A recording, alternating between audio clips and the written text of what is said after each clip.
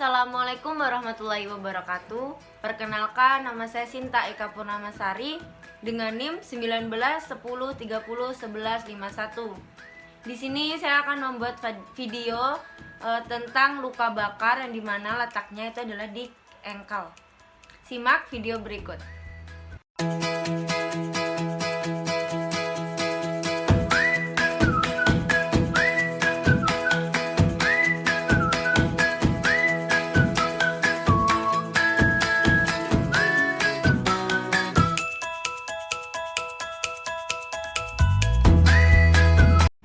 Permisi Bu. Iya, silakan Ibu.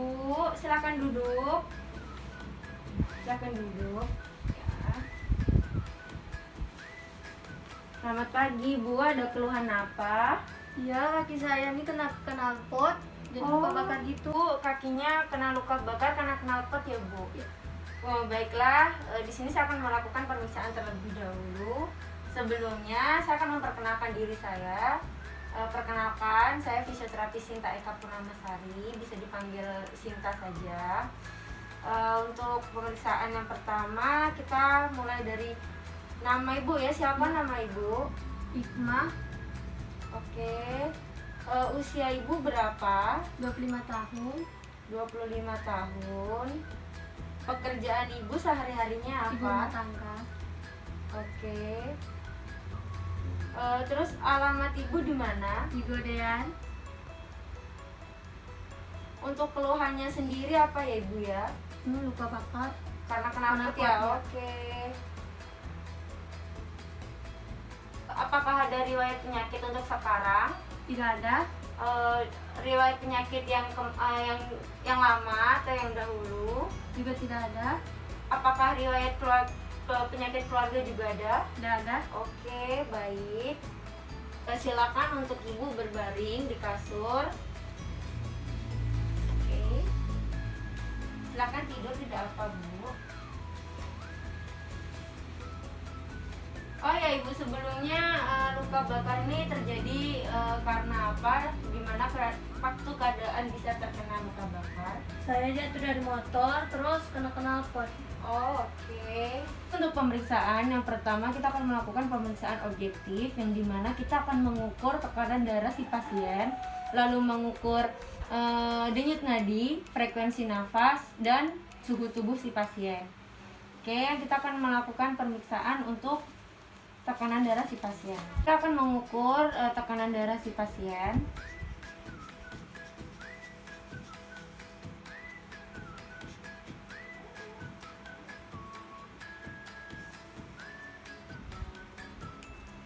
Oke. Nah, untuk tekanan darah si pasien itu adalah 120/90. Nah, itu masuk kategori dengan tekanan darah normal. Untuk pengukuran denyut nadi si pasien yang dimana pengukuran ini adalah per menit ya. Maaf Ibu, saya pegang tangannya. Ini hitung. Untuk penghitungan denyut nadi si Ibu itu adalah 70 per menit. Lalu kita akan lanjut untuk pengukuran frekuensi nafas si pasien. Silakan untuk Ibu, maaf, lakukan silang tangan ya, bagus seperti itu. Pelan-pelan Ibu. Untuk frekuensi nafas si pasien dalam hitungan per menit itu adalah 40 kali. Lalu kita selanjutnya akan melakukan pemeriksaan untuk suhu tubuh si pasien. Maaf Ibu, sebelumnya. Terus, repeat.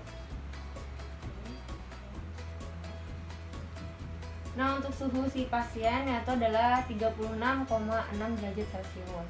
Untuk pemeriksaan selanjutnya yaitu untuk mengukur diameter luka si pasien. Maaf untuk Ibu sebelumnya, silakan menekuk lutut, oke saya bantu. Oke, kita akan ukur.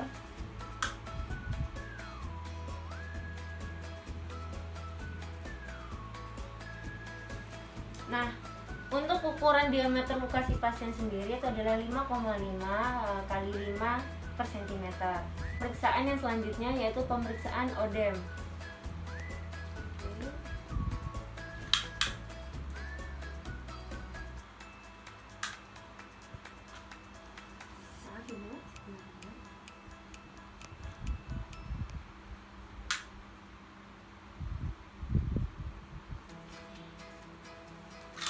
Nah, untuk posisi di odem di kaki yang mengalami luka yaitu lingkarannya adalah 22 cm.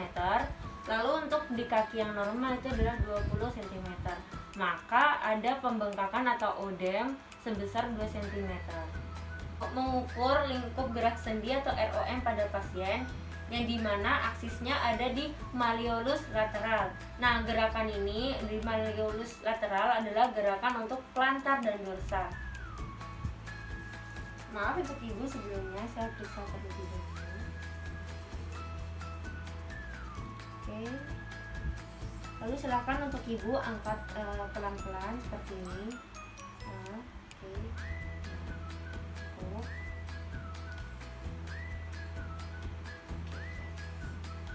Kita akan melakukan pengukuran pada inversi dan eversinya si pasien, yaitu dimana gerakan ini adalah ke dalam dan keluar ya ibu. Semampunya ibu saja karena kakinya kan mengalami odem dan mengalami pembengkakan. Maaf ibu, silakan lakukan gerakan untuk ke dalam dan keluar. Ke dalam terlebih dahulu semampunya. Oke. Silakan gerakan untuk keluar ya ibu. Sini.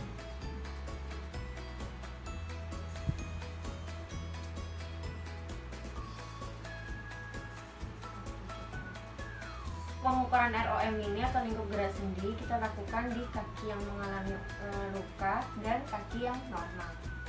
Pemeriksaan sensibilitas pada pasien yang dimana di sini sensibilitas tuh ada tumpul, tajam, ada halus dan ada kasar. Pertama itu di kaki yang normal. Oke, untuk ibu silahkan rasakan. Ini adalah untuk rasa apa? Tumpul. Oke, bagus. Ini untuk rasa apa ibu? Tajam. Bagus sekali. Kita lanjut. Ini rasa apa ibu? Kasar. Lalu yang ini Halus. oke, bagus. Kita akan lakukan pemeriksaan di kaki yang sebelah atau yang kaki yang mengalami luka bakar. Silakan dirasakan ya ibu. Ini rasanya apa? Tumpul. Oke. Nah, di sini si pasien mengatakan bahwa itu adalah tumpul, yang sebenarnya ini adalah posisi untuk tajam. Nah, berarti ada gangguan pada sensibilitas pada si pasien. Kita akan melakukan pemeriksaan untuk skala nyeri pada pasien. Jadi dimana skala nyeri ini ada 3 tahapan. Yang pertama ada nyeri diam, ada nyeri gerak, dan nyeri tekan.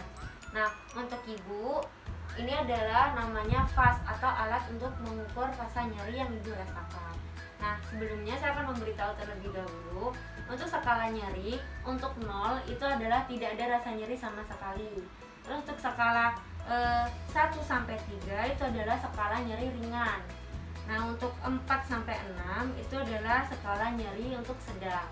Setelah itu untuk 7 sampai 9 itu adalah skala nyeri berat. Dan untuk 10 adalah skala nyeri tak tertahankan. Baik ibu, silakan nanti ikuti instruksi dari saya. Nah, untuk pertama ini apakah ada rasa nyeri? Kalaupun ada, berapa untuk skala nyeri? Silakan ibu sebutkan. Ada berapa skala nyerinya? 3. Oke, ada 3. Yang artinya di mana 3 ini adalah skala nyeri untuk ringan. Nah, lalu untuk ibu silakan lakukan pergerakan untuk kakinya. Oke, apakah ada rasa nyeri dan untuk skala nyerinya itu ada berapa? Silakan ibu sebutkan. 5. Oke, nah di sini berarti skala nyerinya bertambah ya, dari yang ringan menjadi lebih sedang, yaitu 5 untuk skala nyerinya. Nah, lalu untuk yang ketiga itu adalah untuk skala nyeri tekanan. Maaf ibu, sebelumnya saya akan menekan posisi kaki ibu. Oke. Sakit-sakit. Oh, oke. Nah, si pasien merasa kesakitan, yang artinya ada skala nyeri yang dirasakan. Silakan untuk ibu, berapa skala nyeri yang ibu rasakan untuk tekanan tadi? 7. Oh, 7. Nah, artinya di sini 7 adalah skala nyeri termasuk udah dalam kategori yang berat. Intervensi yang dapat dilakukan fisioterapis kepada si pasien. Nah, untuk intervensinya ada terapi latihan yang dimana ada gerakan aktif dan pasif.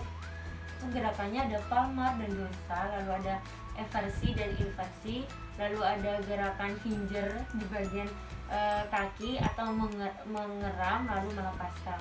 Nah, silakan untuk ibu gerakan palmar dan dorsal itu seperti ini. Maaf sebelumnya saya akan menunjukkan.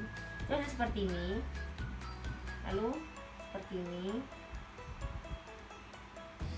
lanjut seperti ini. Ada gerakan inversi dan eversi yang dilakukan untuk ke dalam dan keluar, ke dalam dan keluar. Lalu ada gerakan yaitu mengeram jari-jari seperti ini, lalu melepaskan, keram, cangkram, lepas, cangkram, lepas, seperti itu. Nah, untuk gerakan ini sebenarnya bisa dilakukan di pasien secara mandiri di rumah.